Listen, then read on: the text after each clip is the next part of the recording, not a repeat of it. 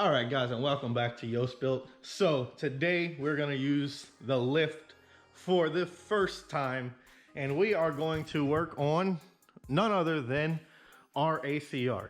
So I know a lot of you guys have seen the video of me driving this car, and you know, I was talking about how this car literally has every possible mod you can do to it. So now that we have it up on the list, I can go a little bit more over mods, what it actually has done, and what we're going to do to it today. So first off, everyone's favorite thing to ask about. Yes, these are real TE37s. They are a 16 by 7.5 plus 33, if I remember correctly. There is a little bit of a wheel spacer right here to make them set flush with the fender. That's the biggest question I get about the Neon, other than what all is done to it. As you see, we have our EBC pads here. These are the EBC rotors. If you look in there, we have Coney yellow shocks. We go up under the car, you can see it has custom spring rates. These are a set of Eibach custom spring rates. You have adjustable top hats. We have a Morosa oil pan. We have a scatter shield. This transmission is a built trans, has a twin disc in it. It has a full gear set, and it has a WaveTech LSD, I believe. But today we're actually going to be pulling this transmission because, like I said in the video before, it does grind second and third gear pretty hardcore. These are DDS stage 5 axles. The car also has full stainless steel brake lines, full 3-inch exhaust, feeding back here to our Dynamax muffler. The one thing I really don't like about this car, and I wish the old owner didn't do, was cut these holes in the bumper, because this car is pretty immaculate. It has a few dents here and there, but for being a car from the 90s, it is pretty amazing. Polyurethane bushings, custom lower trailing arms to clear the wheels. Here is your AEM pump. It has a pump inside the tank as well that feeds this pump. It has full steel lines, and yeah, that's pretty much it under the car. As you can see, A and everything returns to the oil pan. Water, look how thick that axle is. That thing is never breaking. So like I was saying, this car has pretty much everything you could possibly do to it. 2-liter fully built motor, built trans, which this video is all about. So the car grinds second and third gear. We have 4 transmissions that are 394 final drive transmissions. So what we're gonna do is we're gonna pull this transmission. We're gonna take it to our friends, the Turbo Dodge shop. We're gonna have him go over the transmission. We are going to put a stock non-LSD transmission in the car for now. And just so we can move it around and we don't have it in the way. Kind of important that you don't have in-op cars just sitting around, even though we have a few, sadly. But let's get into it. Let's get the transmission changed, and hope you guys enjoy.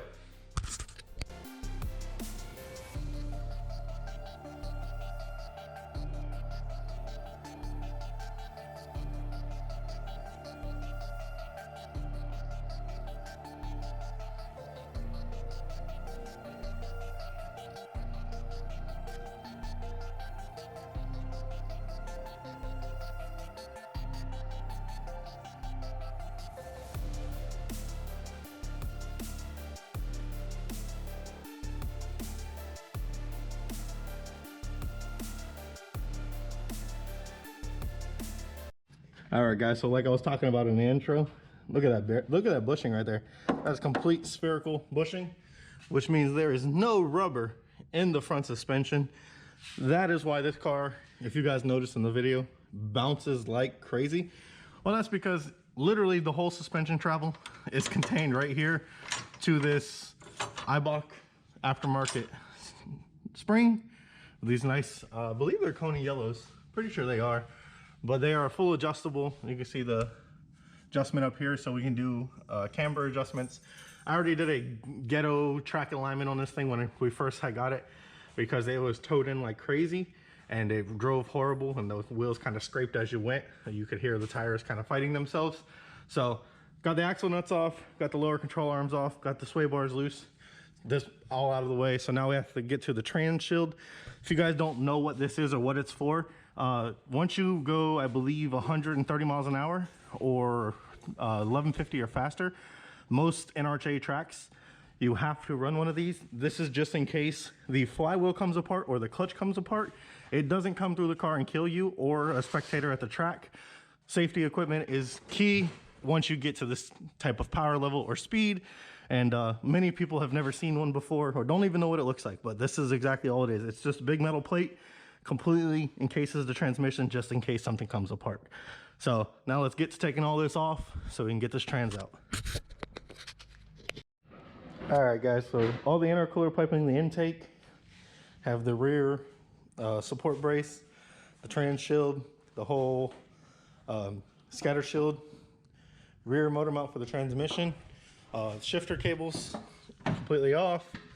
All the wiring is out the way. This is just the starter wire and the ground wire, but as you see, it's disconnected. We're not going to short anything out.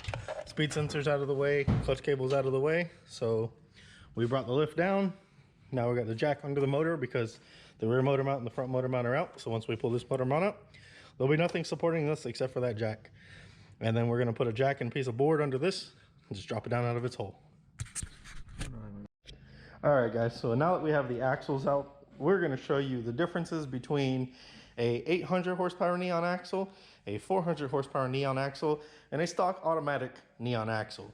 So these are, I believe, DDS stage 5s. These are stage 2s or something like that. And then those are stock Neon axles. So the first thing you see is this versus this versus this. They look very similar. Of course, these two are a lot bigger than this one. These came out of a 95, 96 automatic Neon. These were 400 horsepower race axles. And then these are the basically biggest, baddest thing you can buy for a first gen Neon. And this is the passenger side long axle, and here is the driver's side short axle, automatic axle, stage 1, 2s. Stage, you ain't gonna break these, but just wanted to show you guys the difference. You can see the thickness difference. This is actually just a piece of rubber to stop vibration, like that one versus that one.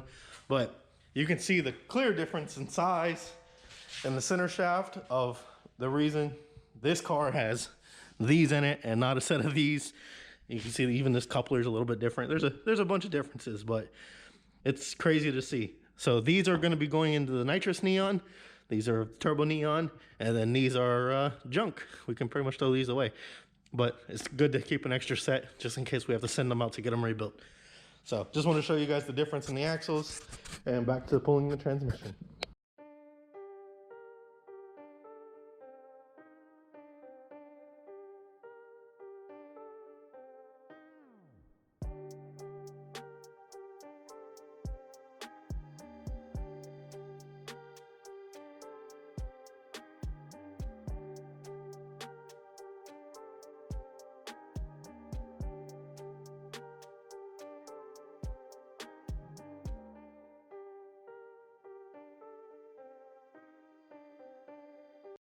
All right, guys, so now that we have the trans out, see the nice twin disc.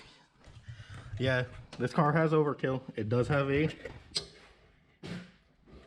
twin disc in the car. So, few things that we noticed right off the bat. If you guys don't know or have never ran a twin disc before, there's a special throwout bearing that the company that makes the twin disc will sell to you. And it has this little lip right here, raised up. And that's what actually pushes in the twin disc, because the twin disc are usually a lot smaller and the teeth on the twin disc are actually a lot closer together. So a standard throwout bearing, like 80% of the time, will not work on a twin disc. Also, another thing, when you have pull type clutches, these forks are known to bend or break when you put twin disc in the car. So you can see this one here. It's already been modified. Literally, you weld a piece of metal in here and then you weld this thing as solid as possible. So if you look up close, you can see this piece is completely solid until it gets to the point right here. And that's the clip that holds it in the training. And I here pulled one out of the other stock transmission. So this is what a stock one looks like. You can see how it's real thin right here. And you can see how this one is completely solid and thick. And Lou wants to smell it. He wants to make sure it's good. But just a little difference. Twin disc, modified to make it stay together. OEM, you know, with your stock little clutch. And then this right here is a twin disc throwout bearing. So we need to transfer all this over to the other tranny, get the tranny back in the car, and then we will have a second and third gear. We hope that works perfect.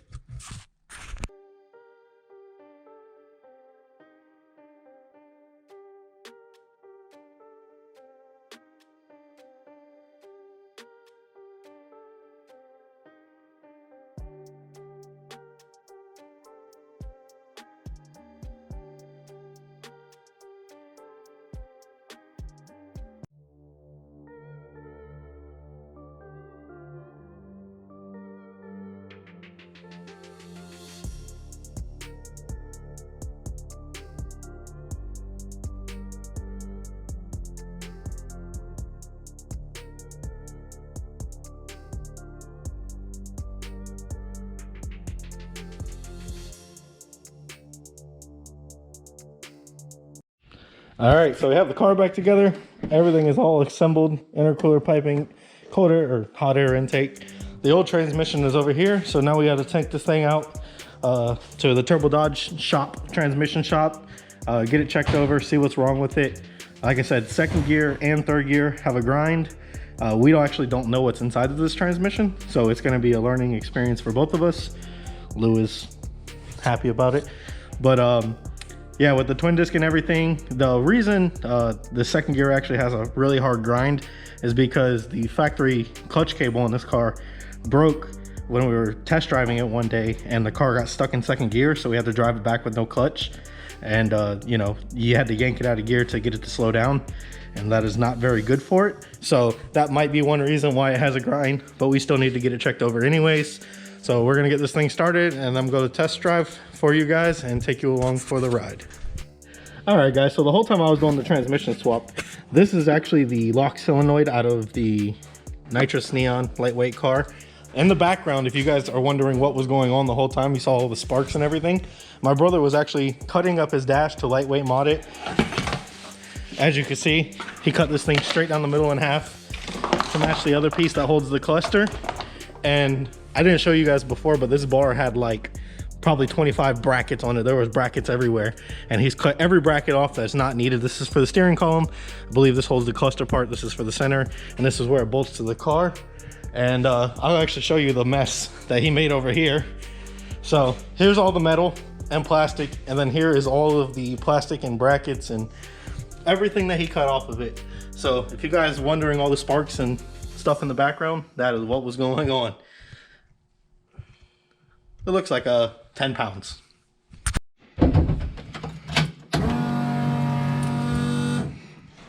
The 85, it hasn't been started.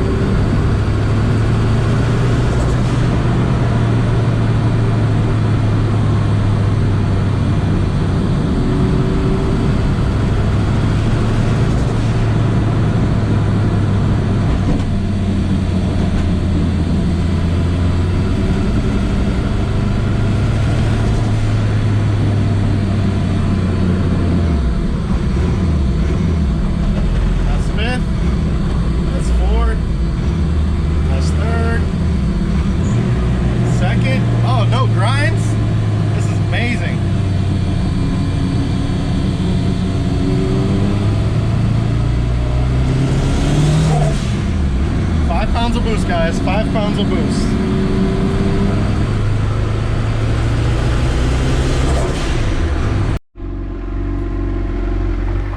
right, guys, so that is going to conclude the video. The Neon has all of its gears, everything works proper. I found 2 issues with the car while I had it apart. It has 1 leaky coolant hose on the turbo return. I'm going to order a high temperature hose for that because it goes by the back housing of the turbo, so it gets really warm. So I know it has a little leak. It's very, very small, very minute. But as you can tell, 5 pounds of boost. The tune is way off. It was just a base tune we threw on it to make it run. And other than that, she is perfect. She is ready to tune. She is ready to make at least 400 horsepower. I think we're gonna stop right around the 400 horsepower range with this car, just because of how light it is, and it is really set up for the track. It is not set up for drag racing. It is literally set up for autocross or road racing, and that is what we plan to do with it. I plan to take it to an event, get some real 4R compounds all the way around it, and try to do some actual road racing with it. So hope you guys enjoyed the video. As always, leave down in the comments below what you think about the Neon. I know a lot of people were asking for driving videos of it, so there's a driving video of it. And now that it has all the gears, I feel much more comfortable driving it. And as always, you guys are the best. Like, share, and subscribe. And look how beautiful Pennsylvania is.